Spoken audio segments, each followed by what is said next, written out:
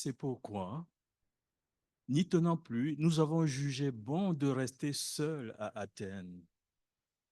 Et vous avons envoyé notre frère Timothée, serviteur de Dieu et notre collaborateur dans l'évangile de Christ, pour vous affermir et vous encourager dans votre foi, afin que personne ne soit ébranlé au milieu des difficultés présentes.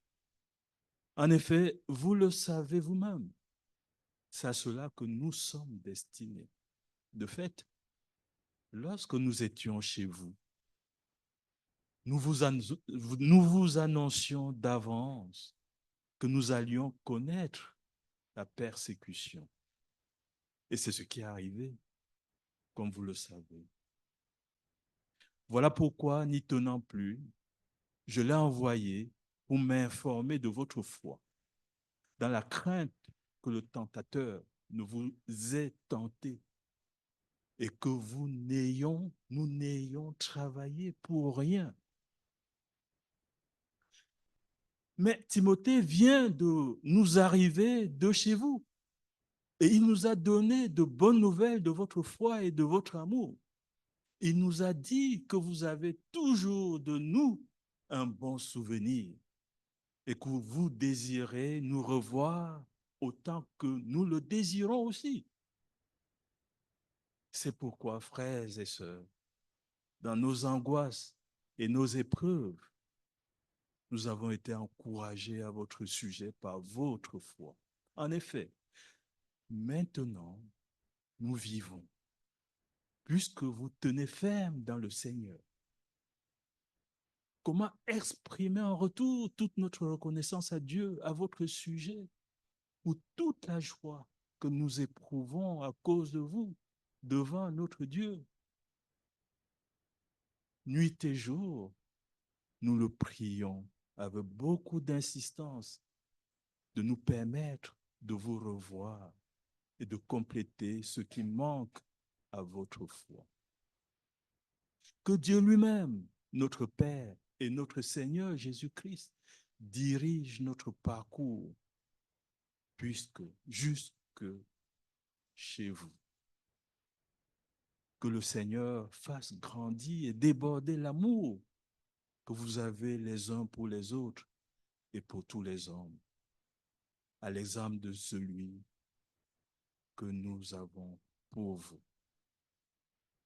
Qu'il affermisse ainsi votre cœur pour qu'il soit irréprochable dans la sainteté devant Dieu notre Père lors du retour de notre Seigneur Jésus avec tous ses saints. Amen.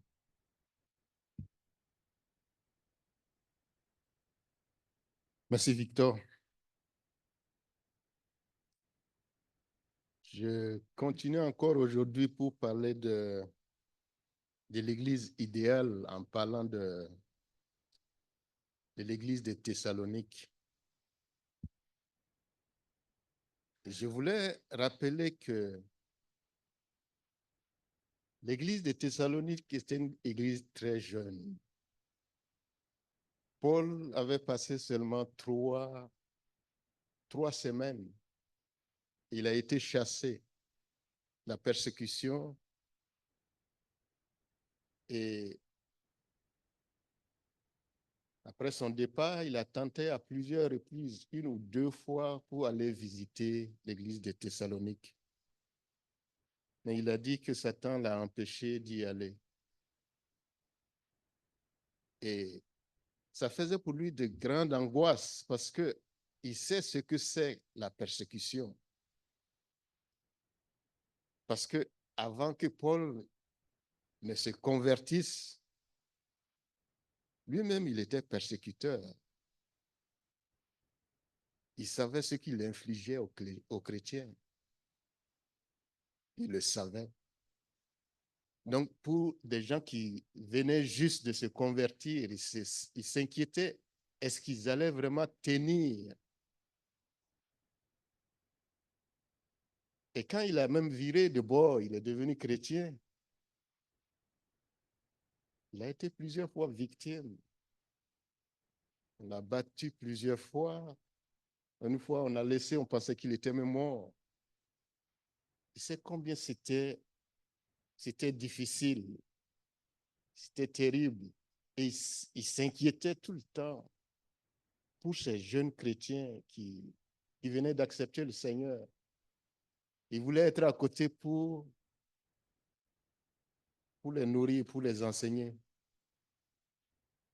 Mais comme il a dit dans le chapitre 2 que nous avons vu le dimanche passé, à 2 ou 3 reprises, il a essayé de partir, mais le diable l'a empêché. Mais dans ce chapitre, nous voyons qu'il envoie Timothée parce qu'il trouvait ça intenable. À ce moment, ils n'avaient pas la Bible comme nous. C'est juste les premières paroles que Paul les a données, c'est ça qu'ils ont gardé. Les quelques enseignements qu'ils ont eus pendant c'est ça qu'ils ont gardé et c'est ça qui, avec cette, je peux dire petite parole, mais qu'ils ont gardé et qui ont fait qu'ils sont restés fermes dans leur foi, même dans les tourments. Aujourd'hui, je voulais parler seulement de 2 caractéristiques, 3, qui caractérisaient toujours cette Église. Les membres étaient solides dans la foi en période d'épreuve. Ils avaient l'amour et désir de communier fraternellement. Ils avaient un engagement envers la croissance spirituelle. Ils aspiraient à connaître davantage la parole de Dieu. Ces qualités sont non seulement des modèles pour l'Église de l'époque, mais aussi pour nous aujourd'hui. Et nous allons parler de la première qualité, la solidité de la foi en période d'épreuve. L'Église de Thessalonique a démontré une résilience remarquable face aux difficultés. Paul souligne que cette communauté restait ferme dans la foi malgré les persécutions qu'elle subissait.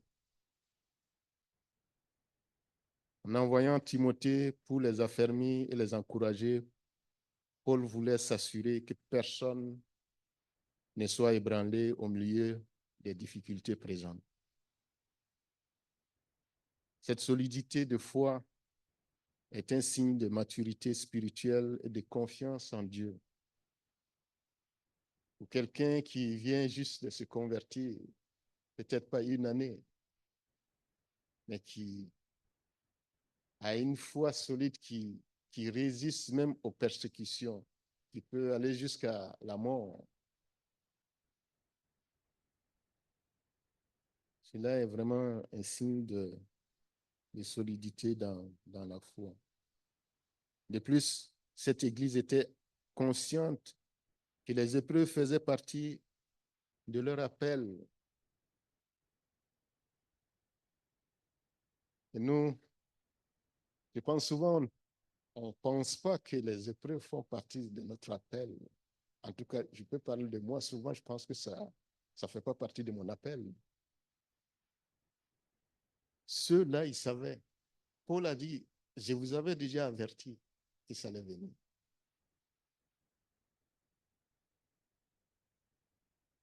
Comme il a dit dans le verset 4, l'Éphèse, lorsque nous étions chez vous, nous vous annoncions d'avance que nous allions connaître la persécution. Et c'est ce qui est arrivé, comme vous le savez. Et dans le chapitre 3, il dit, c'est à cela que nous sommes destinés. Savoir qu'on est destiné à ça, ces épreuves, souvent ça, on n'aimerait pas entendre ça, mais c'est ça la réalité.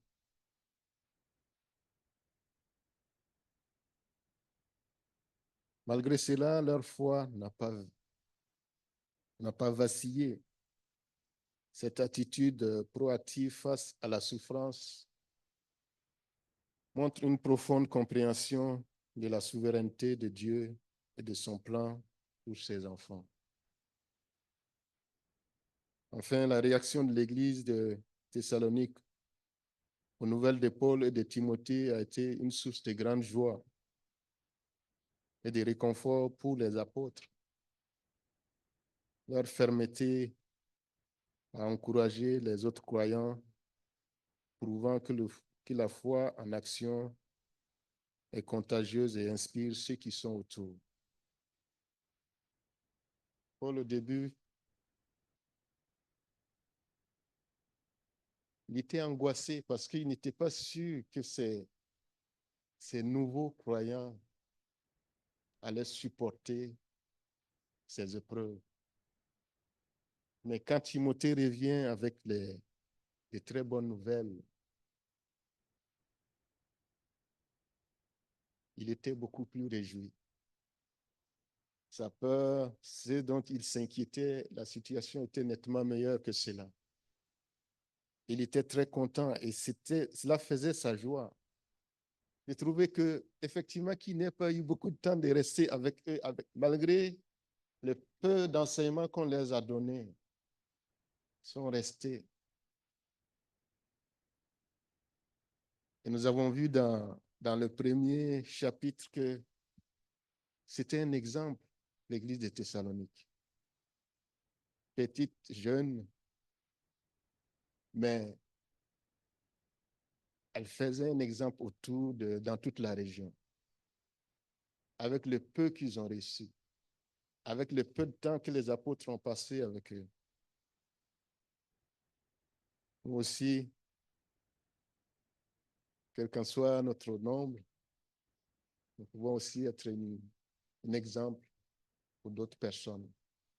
Nous pouvons rester aussi solides, quelles qu'en soient les épreuves auxquelles nous faisons face.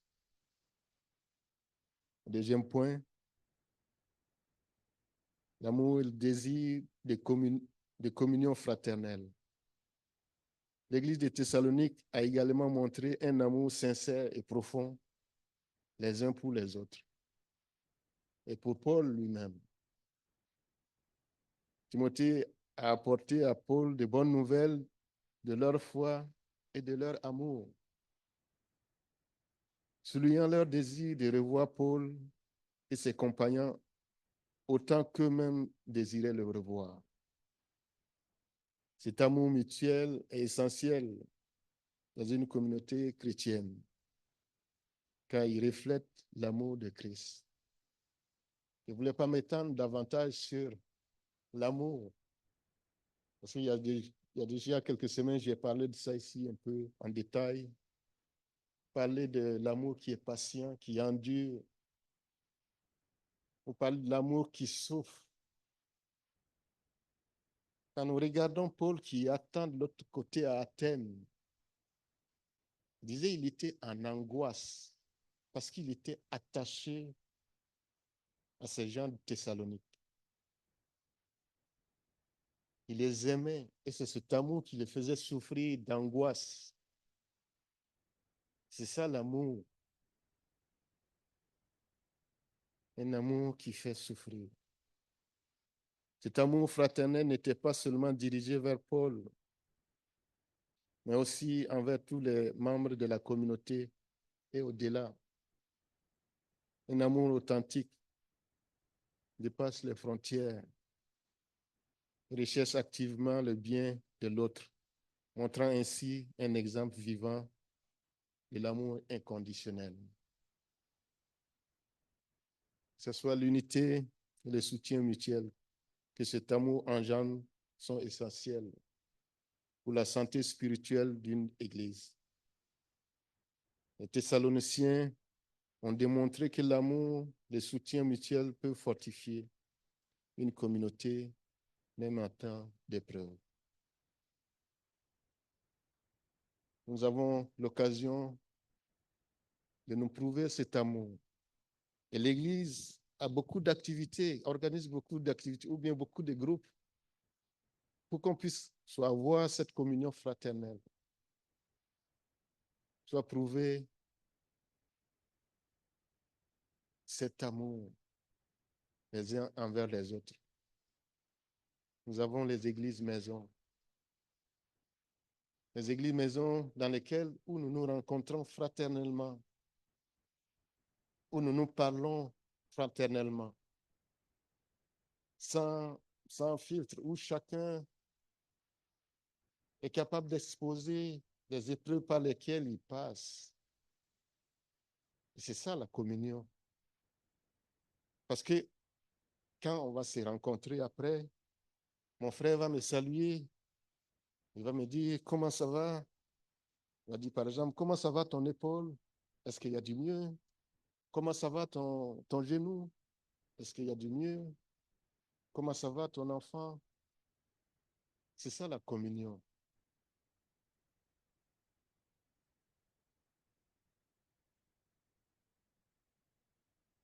Que ce soit, il y a aussi d'autres activités que nous faisons, que ce soit les études bibliques, que ce soit qui sont organisées par le pasteur.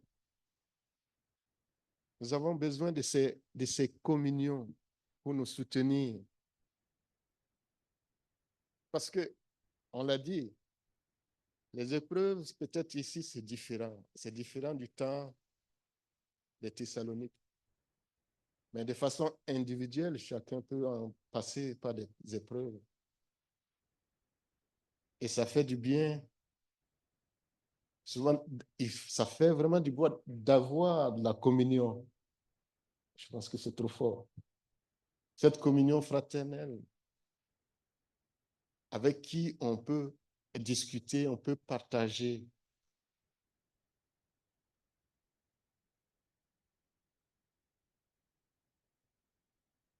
Je me rappelle, ça c'est un exemple concret que je donne par exemple, de notre église maison. Nous rencontrons, nous avons prié, par exemple, à son temps, nous avons prié pour David sans que moi je connaisse David. Nous avons prié. Et le jour que je l'ai vu ici, pour moi, c'était un miracle. Et c'était une grande joie. Que ce soit pour nous qui avons prié. Ça nous a fait de la grande joie de le voir parmi nous et de le voir évoluer parmi nous. C'est ça la communion.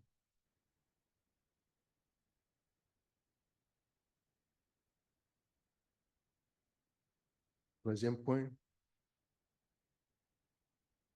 engagement envers la croissance spirituelle. Enfin, l'église de Thessalonique s'est engagée. Je pense que ça donne un son. Il faut peut-être diminuer un peu, c'est trop fort.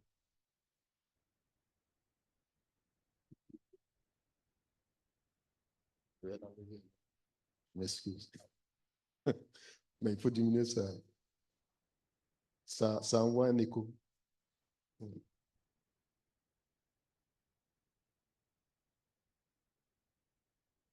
Enfin, l'église de Thessalonique s'est engagée à grandir dans la foi et l'amour. Paul exprime son désir de revoir les Thessaloniciens pour compléter ce qui manque à leur foi.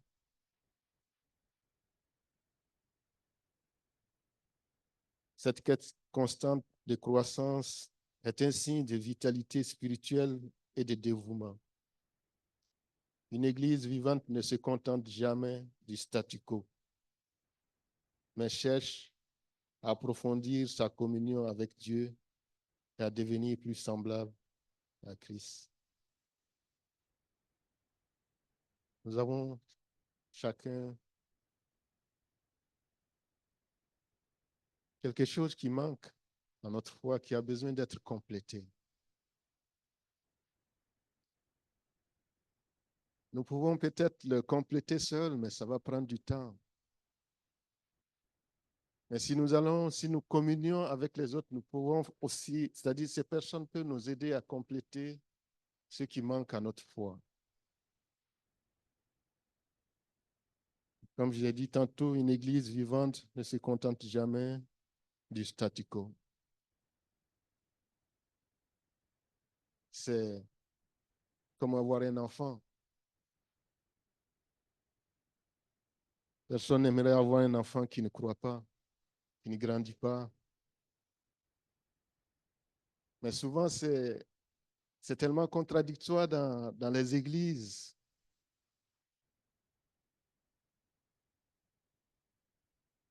Quand on entend dire qu'on a toujours fait comme ça, on ne veut pas de changement, il faut que ça reste comme ça. Mais ça ne devrait pas. On devrait croître. Il devrait y avoir un changement. Parce que ce qui est fait maintenant, c'est ce qu'on sait. Ça, c'est à l'image de ce que nous connaissons.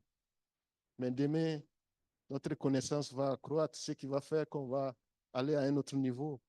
On ne peut pas rester au même niveau statico. Et c'est pour cela, dans les assemblées, c'est toujours difficile quand on veut introduire des changements. Mais ça doit arriver, les changements. Ça ne doit pas rester statique. Si notre croissance est réelle, l'Église aussi va croître dans sa façon de faire. Paul prie aussi pour que l'amour des Thessaloniciens grandisse et déborde pour les uns et les autres, ainsi que pour tous les hommes. L'amour peut grandir, comme l'amour peut mourir. Il prie pour que l'amour pour les uns et les autres croisse. Et c'est important. Moi, personnellement, je me sens aimé dans cette assemblée. Mais ce que je voulais être certain, que tous ceux qui vivent dans cette assemblée se sentent aimés, se sentent acceptés en tant que communauté. C'est ça. Afin que cet amour grandisse et déborde. Ça ne reste pas seulement ici, que ça déborde au-delà de notre assemblée. La prière de Pierre et de Paul révèle l'importance de l'expansion de notre amour, non seulement à l'intérieur de notre Église, mais aussi au-delà de ces murs.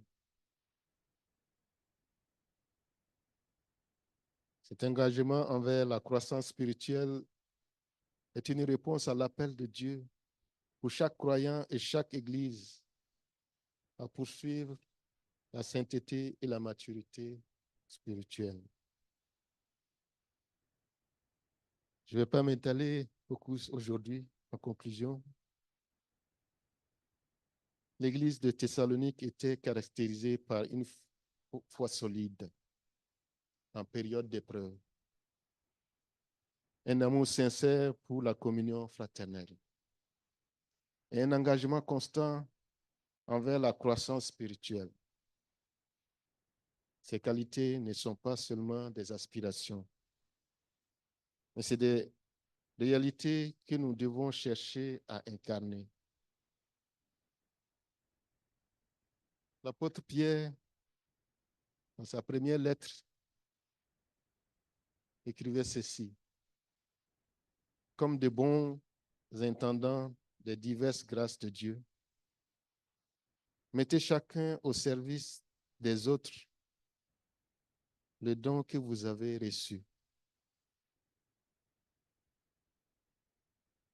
En tant que dispensateur des grâces de Dieu. Comme le rappelle 1 Pierre 4,10, nous sommes appelés à mettre nos dons au service des autres. Je relis ce passage-là. Pierre dit que nous sommes les dispensateurs de diverses grâces de Dieu. nous sommes les intendants de diverses grâces de Dieu. Nous savons ce que c'est que la grâce. La grâce, c'est recevoir ce qu'on ne mérite pas. Et Pierre dit, nous sommes dispensateurs de diverses grâces de Dieu.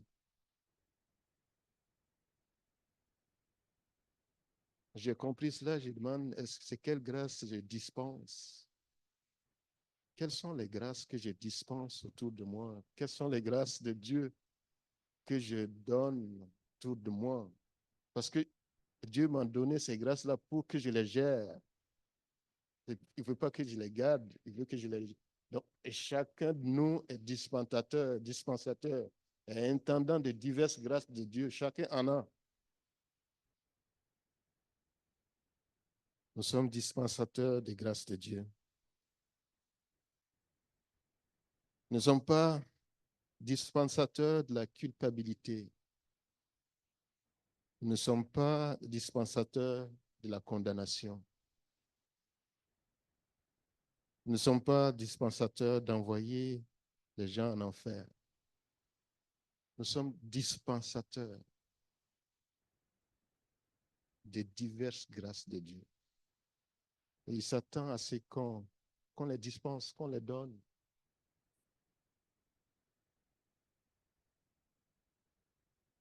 La question est, comment puis-je contribuer à la croissance spirituelle de mon assemblée? Comment? Étant moi-même dispensateur des diverses grâces de Dieu, comment puis-je contribuer à la croissance spirituelle de mon assemblée en dispensant, bien sûr, ces diverses grâces de Dieu, en mettant mes dons au service de la communauté et en poursuivant la maturité en Christ. Comment? Que Dieu nous aide à grandir ensemble dans ce domaine pour être vraiment une église qui honore véritablement son nom. Que le Seigneur nous bénisse.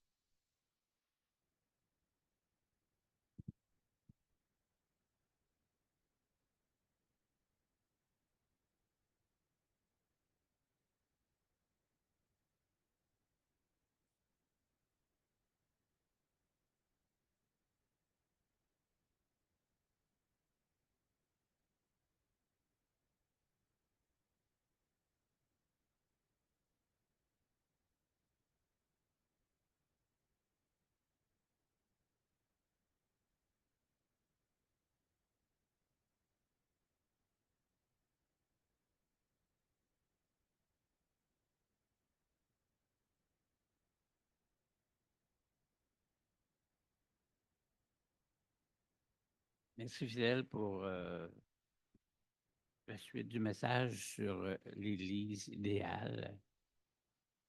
Nous avons hâte de savoir la quatrième partie de cette suite-là concernant l'Église idéale. Maintenant, nous sommes rendus à procéder à la Sainte Sainte. Le repas du Seigneur est un acte de foi de notre famille de croyants en Jésus. Examinons-nous pour être dignes de manger le pain et boire la coupe, parce qu'il est écrit, c'est pourquoi celui qui mangera le pain et boira la coupe du Seigneur indignement sera coupable envers le corps et le sang de Christ. Prenons une petite minute pour nous repentir de nos péchés et pour que notre communion soit vraiment une communion très intime avec Dieu.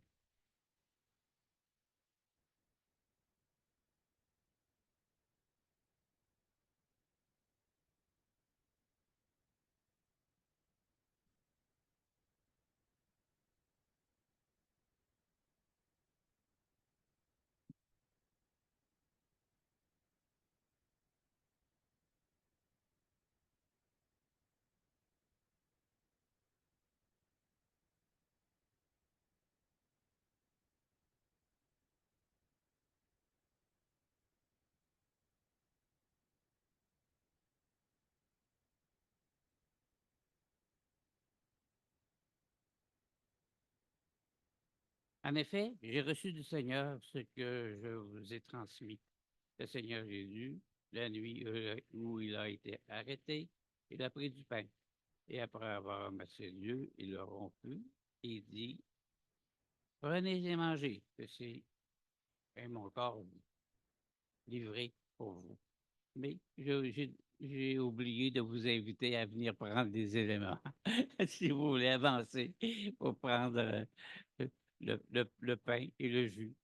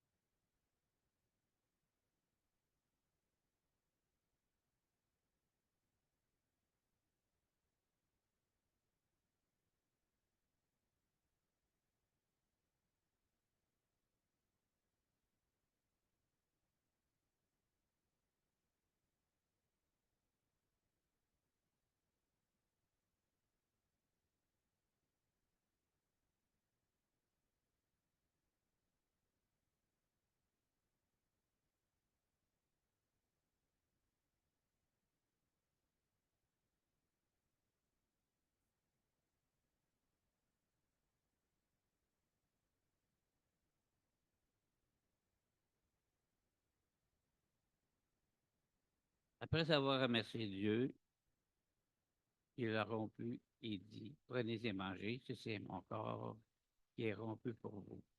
Faites ceci en souvenir de moi. Maintenant, frères et sœurs, mangeons.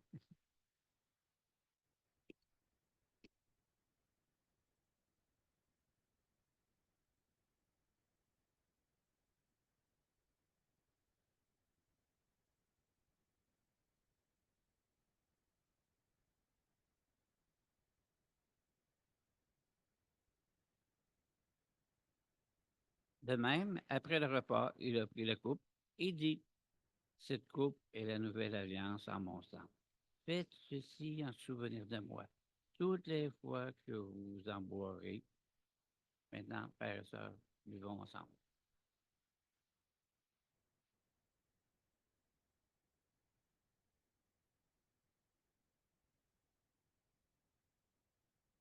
En effet, toutes les fois que vous mangez ce pain et que vous buvez cette coupe, vous annoncez la mort du Seigneur jusqu'à ce qu'il revienne.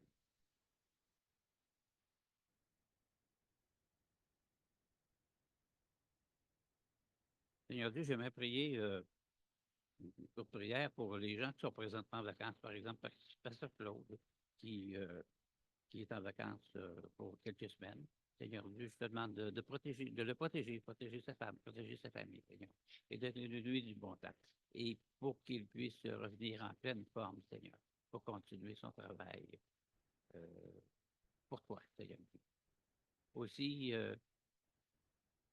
je voudrais prier pour les autres personnes qui sont en vacances et que nous savons pas trop où ils sont partis. Et il y en a certains qui sont partis en Europe, et puis il y en a d'autres qui vont partir pour loin. Et peu importe où nous sommes, Seigneur Dieu, sois avec nous pour persévérer. Accompagne-nous, protège-nous. Amen. Seigneur.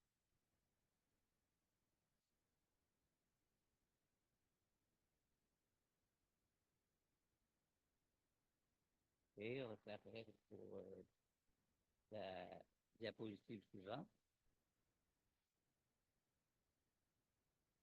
Et ceux qui peuvent se lever, vous pouvez vous lever pour réciter ensemble notre Père. Notre Père céleste, que la sainteté de ton nom soit respectée, que ton règne vienne, que ta volonté soit faite sur la terre comme au ciel. Donne-nous aujourd'hui notre pain quotidien.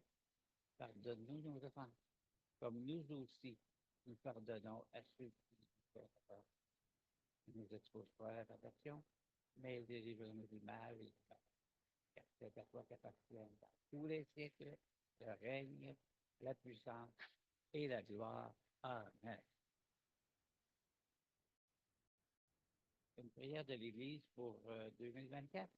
Ô Dieu, fais de nous un puissant phare Dieu à Québec, éclairant les ténèbres du solitaire. Que chacun reçoive aujourd'hui la lumière de ta parole par le Saint-Esprit pour marcher par l'Esprit et non la chair, louer et adorer Dieu en esprit et en vérité, afin de connaître et approfondir la vérité qui est Jésus, dans le but de briller par le témoignage de Jésus, localement et mondialement. Que nous soyons consacrés, mis à part, séparés du péché et livrés à Dieu pour vivre pour Dieu en Jésus.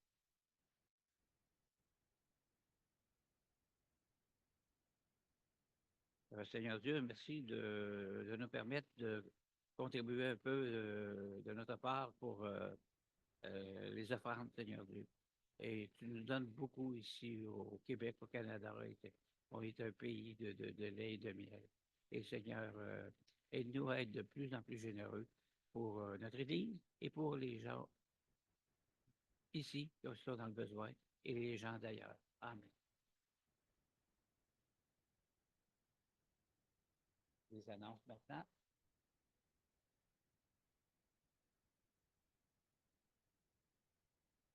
Hop. Donc, l'automne qui arrive, malheureusement, un aperçu d'informations d'acceptable, éducation, marché et servir selon l'esprit. Ça va être une application. Renouveau, Zoom. Oh, ça va aller mieux. Merci. Renouveau, Zoom, dimanche, 9h30 à 10h45. Maison de prière, mardi midi et mercredi, 19h. Étude biblique, jeudi 19h, lettre de Paul aux Romains. Église maison, joignez-en une ou débutez-en une. 2 conférences, femmes et hommes, samedi le 21 septembre, femmes à Lévis, hommes à Neuchâtel. Jésus 101, ça c'est vraiment pour les débutants, partage et discussion libre sur Zoom, en présence ou en présence, inscription auprès du pasteur. Tu désires le baptême ou devenir membre, soit le pasteur Claude. Voilà. Mardi midi, en prière, c'est seulement sur Zoom, de midi à 1h. Mercredi soir, en prière, à 19h, seulement sur Zoom aussi. Étude biblique jeudi soir, en pause, jusqu'en septembre. Merci à Fidèle pour son travail. Conférence pour les femmes, samedi le 21, 8h30 à 16h30, Église ACM de Lévis. Conférencière Marlène Dutil. Inscription auprès de Christine Bilodeau. Conférence des hommes de parole, samedi 21 septembre, 9h30 à 14h30 à l'Église Chauveau. Inscription et information, hommedeparole.ca. Nouveau, Ligue pour la lecture de la Bible, succursale Québec, 340 pour rue Montmartre. L'inauguration, 30 août de 10h à 16h. Bienvenue à tous. Absence du pasteur, Claude, notre pasteur, est absent du mercredi 14 août jusqu'au lundi 9 août. 9 septembre. Fidèle sert en tant que prédicateur suppléant. Les activités régulières ont lieu comme d'habitude, sauf la prière du midi qui a lieu uniquement sur Zoom. Les anniversaires, Sabrina, ça fête le 28. Et Kina Daniel, Daniela, sa fête, c'est le 28 aussi. Josua, c'est sa fête le 38. Et on va leur chanter bonne fête. Joyeux anniversaire, sois fidèle à Jésus, que Dieu te bénisse, que tu grandisses en lui. Et voilà.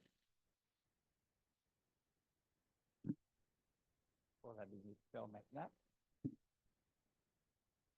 Dieu bénit le 7e jour et en fit un jour saint, parce que ce jour-là, il se reposa de toute son activité, de tout ce qu'il avait fait.